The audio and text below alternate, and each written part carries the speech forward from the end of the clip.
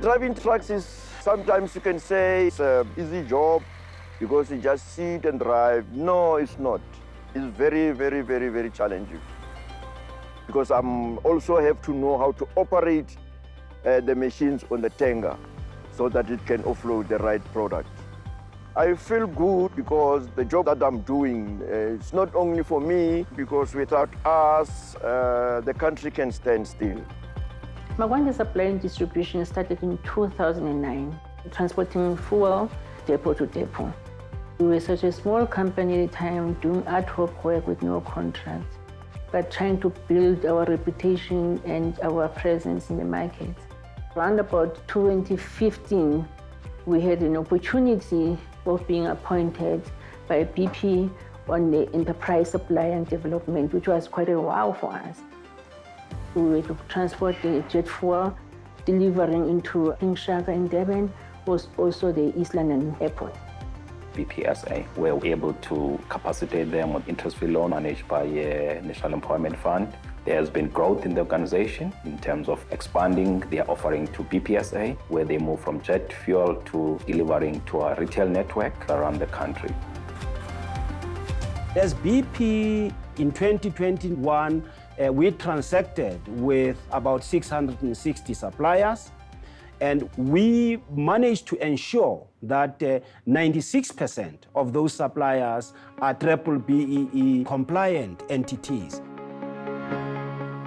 With BP, there is no special treatment just because they're a developing company. We have to meet their standards. You have to get trained, and then you still have to learn. And yeah, I feel like I've grown a lot. If for whatever reason there is a gap that they can identify, BP also support in terms of your annual audits on your health, environment, safety, and quality. Supplier development fit into our transformation agenda. It's about the impact and making sure those enterprises that never had an opportunity before, they're actually given an opportunity, they are capacitated, and they're able to compete in the mainstream economy. BP having confidence on us and taking a calculated risk on us, it helps us to be confident to go and participate in other tenders with other stakeholders. I know to date that they've got 26 vehicles deployed in BPSA, but in total they actually have about 147 vehicles. Nona employs more than 300 employees, so that shows exponential growth. And therefore, these small entities, as they grow, they help with reducing unemployment. You know what makes me excited? It's the ripple effect that we have on the people that we're employing. I have been here for a long time.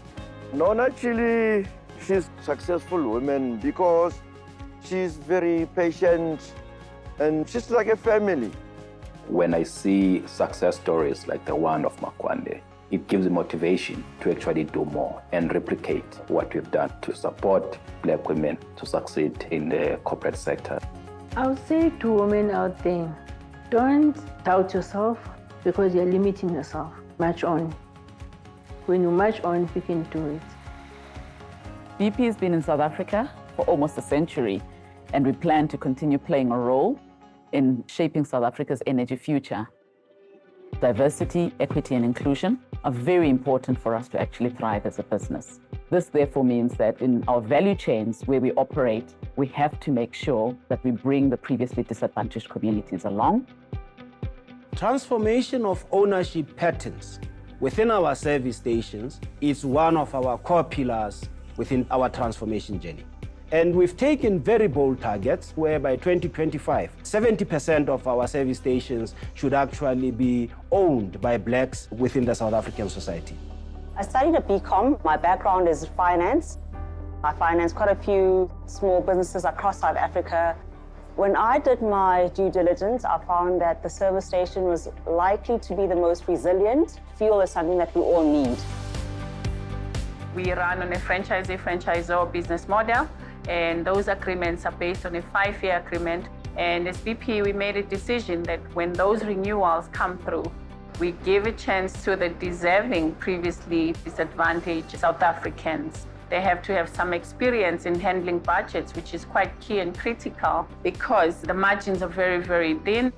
So I initially started on the 1st of October, 2021. It's essentially 3 businesses in one. the forecourt, the bakery and the shop. I invested my entire life savings into this business. When cash flow was exceptionally tight, the risk of losing it all was very terrifying. My lifeline was a consignment stock. And what that means is that instead of paying for fuel deliveries every 2 to 3 days, I'm only paying on what we sell. BP does have an independent service provider that provides support, mentoring these new operators, because now we're transforming an individual to becoming an actual business person, and we want them to be successful. Most of us didn't actually come from the industry. So I find that my mentor has been absolutely crucial in directing me. Transformation candidates are treated as normal as any other dealer. Every year, we look into the performance where they get targets. The only difference is just the additional support to make sure that they achieve the business goals. I have a buddy dealer who has been assigned to me. The benefit there is that this is now a person who's got a wealth of knowledge of how the systems work. The number of previously advantaged dealers or operators who've reached out and made themselves available to actually support the new and upcoming dealers has shown me that in the core of each and every being, we all want the same for each other. So I'm really very grateful for BP. I think I have a lot more control of the business. I understand the systems a little bit better. I feel like I know my customer. I'm enjoying meeting different people. We meet, kind people. We meet rude people, but I can handle them. And I'm enjoying doing that. I have a big heart. Since I started working with Ms. Mabona, there's improvement. I can see some changes there. She took me to the next level, so I'm just like a vice supervisor. What I like about Mabona, she's very calm, a good listener. So she's a good boss and can motivate you. For me to be able to give her an opportunity and support her to be successful, I take it as a national duty because it helps me make a difference. There's about 30 families that are relying on her. I live in Tembisa, Ivory Park 3. I'm living with my wife and my 3 kids. They are benefiting a lot. They never suffer. BP is a source of income in this house, so I'm satisfied there. One of BP's global priorities is to support education. We've invested close to 188 million rands with the Energy Mobility Education Trust. Their choice of beneficiaries talks exactly to our vision of inclusivity, to our vision of equity. I'm doing my 3rd year in BCom Transport and Logistics Management at UJ. The kind of thinking that you need to have to solve business problems is the most interesting part. I like the creativity involved, so I think that is my passion. I grew up in the Eastern Cape in a small town. My parents were unemployed, so chances of me being able to go to university were very slim or none. Coming from a previously disadvantaged background has a thing of making you very shy because you don't feel like you fit in spaces.